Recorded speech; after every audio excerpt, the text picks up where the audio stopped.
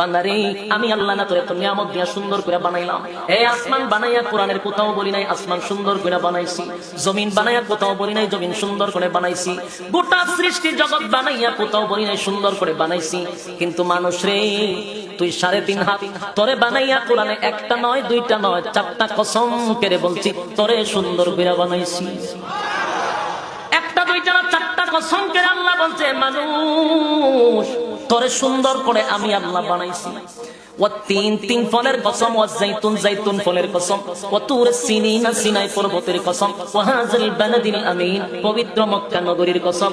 4টা কসম করে আল্লাহ বলেন লাকাদ খালাকনাল ইনসানা ফি আহসানি তাকওয়িম। 4টা কসম করছে মালিক। 4টা কসম করে বলে আল্লাহ বলেন বান্দা তোর সুন্দর করে বানাইছি। কেন সুন্দর করে বানাইলাম? একমাত্র গোলামি করবি আমি আল্লাহ, সেজদা দিবি আমি আল্লাহ রে। আমি আল্লাহ ছাড়া কারো কাছে মাথা নত করা যাবে না। এই কথা বল, আল্লাহ ছাড়া কারো কাছে মাথা নত করা যাবে? এই শব্দ রব্বে কারীম বলেন শিরিক যদি করস বান্দা কোনো মাফ নাই। সেজদা দেওয়ার সাথে সাথে ঈমান তালাক দিয়া চলে যায়। মাজারা দেন বাজারা দেন, আগে দিত মরাটারে সেজদা, এখন দেখছি জিন্দাটিরও সেজদা মাইরা দেয়। ঈমান কিন্তু তালাক দিব। ঈমান নাই অথচ দাড়ি আছে, টুপি আছে, পাঞ্জাবি আছে, হাতে তসবিহ আছে, নিজের ঈমানদার দাবি করে কিন্তু ঈমান চলে গেছে। এই জন্য আল্লাহ আমাদেরকে টার্গেট করে বলে বান্দারে ঈমান আন আমি আল্লাহর উপর। যদি ঈমানের এত দাম গুনাহ করতে করতে করতে বান্দা পাহাড় পরিমাণ গুনাহ করছে, সাগরের ফেনা পরিমাণ গুনাহ করছে। একটা সময় যদি বান্দা গুনার উপরে লজ্জিত হয়ে যায়, বান্দা যদি স্বীকার করে আল্লাহ আমি তো গুনাহ করতে করতে পাহাড় পরিমাণ গুনাহ কইরা ফলাইছি, আল্লাহ আমি গুনাহ করতে করতে সাগরের পেনা পরিমাণ কইরা ফলাইছি, আল্লাহ আমি যেদিকে তাকাই শুধু গুনাহ আর গুনাহ। মাবুদ গো, আমার গুনাহ সম্পর্কে যদি মানুষ জানতো, আমারে মানুষ ইজ্জত করতো না।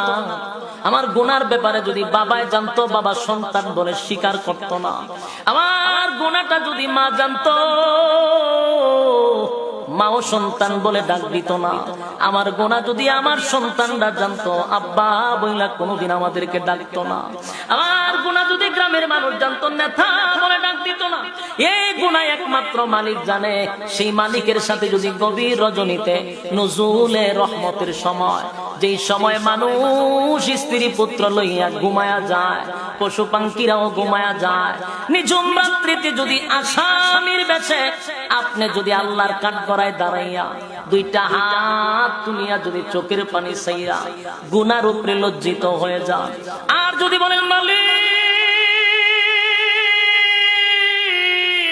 তামাম পৃথিবীর মানুষ আল্লাহ গভীর রাত ঘুমায়াছে তার স্ত্রী পুত্র লইয়া, আল্লাহ পশু পাখিরাও ডালে ডালে ঘুমায়া গেছে গো, আল্লাহ আমি যে আপনার এক আসামি গুনার বোঝা লইয়া আপনার সামনে দাঁড়াইছি, আল্লাহ আমি আমার গুনার উপরে লজ্জিত।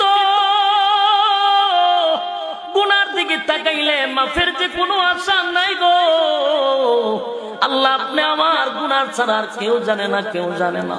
আল্লাহ আমি আপনার দরবারে নত হয়ে গেলাম, লজ্জিত হয়ে গেলাম।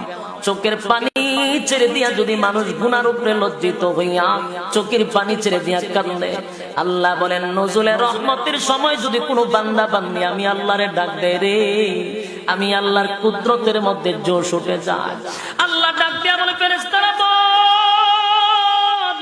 আমার বান্দা আমারে কেন ডাকে, কেন কান্দে, কেন কান্দে? ফেরেশতারা বলে মালিক এই বান্দা জাহান্নামের ভয়ে কান্দে।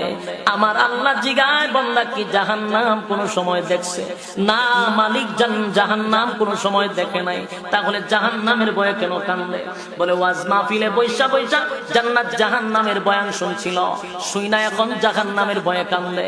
আমার বান্দা কি কোন সময় জান্নাত দেখছে? না মালিক জান্নাতটাও দেখে নাই, জান্নাত না দেখা জান্নাতের আশায়ও কান্দে।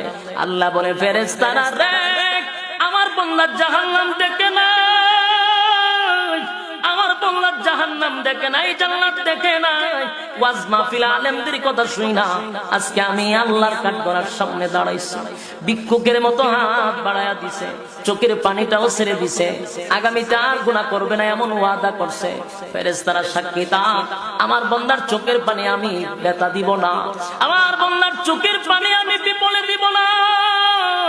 ওয়াদা দিলাম বান্দা জিন্দেগির সব গুনাহ মাফ করে আমি আমার বান্দাকে নিষ্পাপ বানায়া দিলাম। জোরে কোন জোয়ান।